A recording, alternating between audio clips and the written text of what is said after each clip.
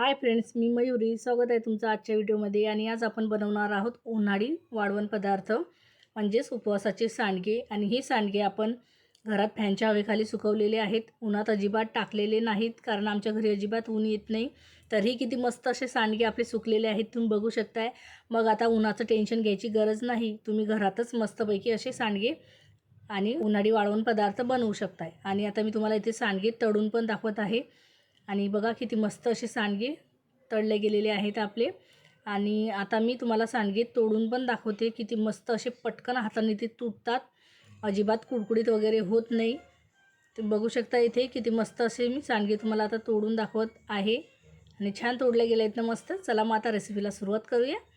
तर त्यासाठी मी इथे 200 ग्रॅम साबुदाणा घेतलेला आहे. आणि तुमच्याकडे जर असं वजन काटा वगैरे नसेल तर मग तुम्ही एका वाटीचं प्रमाण घ्यायचं कोणत्याही. आणि मस्तपैकी आता हा साबुदाणा आपल्याला धुवून घ्यायचा आहे 3 ते 4 पाण्याने. आणि मग याला भिजवून घ्यायचं आहे आपल्याला. आणि बघा आता याच्यामध्ये 1 ग्लास पाणी टाकायचं आहे आपल्याला. 1 इंच पाणी वरती राहील एवढं पाणी टाकायचं. बरोबर 1 वाटी साबुदाणा 1 वाटी पाणी घेतलं. आणि इथे आपण घेतलेले आहेत 500 ग्रॅम बटाटे. आणि मोठे मोठे बटाटे घ्यायचे, म्हणजे की 4 मावले पाहिजे, कारण की याच्यामधले 2 बटाटे जे आहेत ते आपण शिजवणार आहोत. आणि 2 बटाट्याचा आपल्याला किस करायचा आहे. तर आता हे 2 बटाटे घेतलेले आहेत, स्वच्छ धुवून घेते यांची साल काढून घेते. आणि या किसणीने आता ते किसून घेते. आता परातीमध्ये पाणी घेतलं, पाण्यामध्येच किसायचं आहे आपल्याला, नाही तर जास्त काळा पडतो. आणि मस्तपैकी बटाट्याचा किस तयार करायचा आहे. आणि मस्तपैकी हा आता मी 3 ते 4 पाण्याने स्वच्छ धुवून पाण्यामध्येच बुडवून ठेवणार आहे. आणि साबुदाणा इथे आपल्याला रात्रभर भिजत घालायचा आहे. आपला साबुदाणा मस्तपैकी भिजलेला आहे. अशाच पद्धतीचा आपल्याला साबुदाणा इथे लागणार आहे. मस्त मोकळा असा साबुदाणा झालेला आहे. आणि इथे आपण अजिबात साबुदाणा वाफून वगैरे काही घेणार नाही, तरीही आपली सांडगेची रेसिपी आहे ना ती एकदम मस्त होणार आहे. आणि पूर्ण साबुदाणा एका परातीमध्ये काढून घेतला, बटाट्याचं किस टाकून घेतलं त्याच्यामध्ये. आणि हिरव्या मिरचीचा ठेचा घेतलेला आहे. आणि ठेच्याचं प्रमाण आवडीनुसार इथे कमी जास्त करू शकता.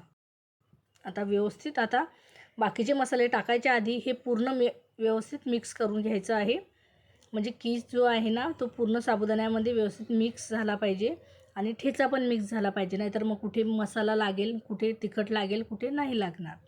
त्यासाठी मिक्स करायचं. आणि आपल्याला हे असं हाताने चोडून वगैरे काही घ्यायची गरज नाही आहे, फक्त नॉर्मली हाताने मिक्स करून घ्यायचं आहे. आणि आता हे मी एका साईडला करून घेतलेलं आहे. आणि इथे मी 2 बटाटे शिजवून घेतलेले आहेत. ते मॅशरने आता अशा पद्धतीने आपल्याला मस्त मॅश करून घ्यायचे आहेत. इथे तुम्ही बटाटा किसून पण घेऊ शकता, पण जास्त वेळ लागतो, टाईमपास करायचा नाही अजिबात. अशा पद्धतीने करून घ्यायचं. आणि मस्त असे हे उपवासाचे सांडगे आपले तयार होतात. आता 2 मिनटामध्ये हे आपलं रेडी आहे. करून बघा, मस्त असं मॅश करून घेतलेलं आहे. आणि याच्यामध्ये आता 1 मोठा चमचा भरून जिरं टाकायचं आहे. जिरं जास्त टाकलं की छान टेस्ट येते सांडग्यांची.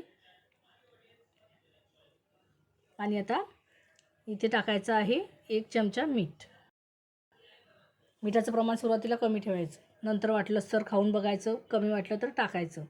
मी अर्ध्या चमच्यापेक्षा थोडंसं कमी घेतलेलं आहे. व्यवस्थित हे सारण आता हाताने एकजीव करून घ्यायचं मस्तपैकी. आणि असं हाताने दाबून वगैरे काही घ्यायची गरज नाही, कारण आपण याच्यामध्ये शिजवलेला बटाटा टाकलेला आहे, तर सारणाला आपोआप बाइंडिंग येते. आणि हे व्यवस्थित आता मिक्स करून झालेलं आहे. गोळा पण तयार होते, बघू शकता. दाबून गोळा तयार नाही करायचा आहे आपल्याला, फक्त हातामध्ये असा घ्यायचा आहे आणि ठेवून द्यायचं आहे. आता आपलं सारण इथे रेडी झालेलं आहे. आणि आता एक पोतळीचा कापड घेतला आहे मी, त्याच्यावरती हे सांडगे ठेवून घेते. तुम्ही बघू शकता इथे मी हाताने अजिबात दाब वगैरे देत नाही, हातामध्ये जेवढा येईल तेवढा घेऊन गोळा याच्यावरती ठेवून घेते. आणि अशाच पद्धतीने आता सर्व सांडगे मी इथे टाकून घेते. आणि ही रेसिपी करायला अजिबात जास्त तामझाम करायची गरज नाही, पटकन होतो. साबुदाणा वाफवून घ्यायची पण काही गरज नाही, आणि बटाटा शिजवून घ्यायची पण काही गरज नाही. तुम्ही डायरेक्ट तो किसून याच्यामध्ये टाकू शकता. कारण की तुम्ही बघू शकता आता मी सांडगे तुम्हाला सुरुवातीला तळून दाखवले, तर किती छान झालेले आहेत. मग कशाला परत परत आपलं काम वाढवायचं. अशा पद्धतीने मी आता सर्व सांडगे इथे टाकून घेत आहे. आता थोडेसे एवढे राहिलेले आहेत, ते पण आता मी पूर्ण टाकून घेते. आणि हे गोळे जे तुम्हाला वाटत आहेत आता सांडग्यांचे मोठे आहेत, पण मोठे नाही, बरोबर आहेत, कारण की ते सुकल्यावरती मग आणखी छोटे होऊन जातात. त्यासाठी मग थोडे मोठे ठेवायचे. आता तुम्हाला वाटेल की एवढे मोठे आहे घरामध्ये फॅनच्या हवेखाली सुकतील की नाही, काही टेन्शन घ्यायचं नाही. मस्त छान सुकतात, कारण मी तुम्हाला आता दाखवले तळून पण किती छान असे तळले गेलेले आहेत. आणि हे मस्तपैकी 2 ते 3 दिवस फॅनच्या हवेखाली सुकवत ठेवायचे.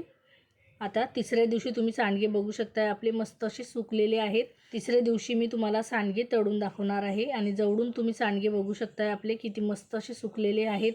अजिबात कोणालाही विश्वास बसणार नाही की हे फॅनच्या हवेखाली सुकवलेले आहेत.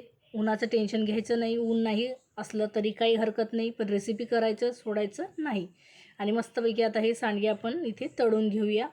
आणि तेल गरम करून घ्यायचं छान, मग सांडगे सोडायचे त्याच्यात. सांडगे सोडल्या तुम्ही बघू शकताय मस्त असे तळून वरती आलेले आहेत आणि मस्त क्रंची असे हे साबुदाणा सांडगे इथे तयार झालेले आहेत. तुम्ही पण ही रेसिपी नक्की एकदा करून बघा. आणि आपली रेसिपी तुम्हाला कशी वाटते आणि आपल्या व्हिडिओजला छान असे व्ह्यूज येत आहे, त्यासाठी तुमचे धन्यवाद.